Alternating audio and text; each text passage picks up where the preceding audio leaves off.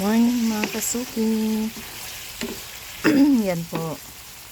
Nagluluto ako ng ulam namin ngayon at ay ng manok. Yan na po yung patatas na prito ko na.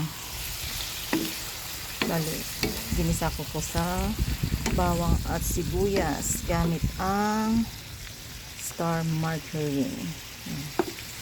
Para mas masarap. Yan, nilagyan ko na ng magic sarap at paminta.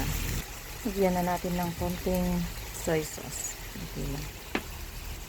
Lagay na natin yung patatas at carrots, pati yung siling panigang. Yan, sarap pag medyo maanghang. Mahangin dito sa labas. Ito ako nagluto.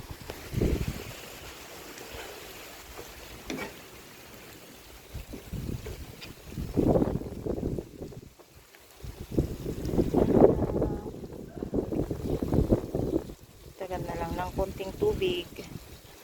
Huwag matigas pa yung patatas.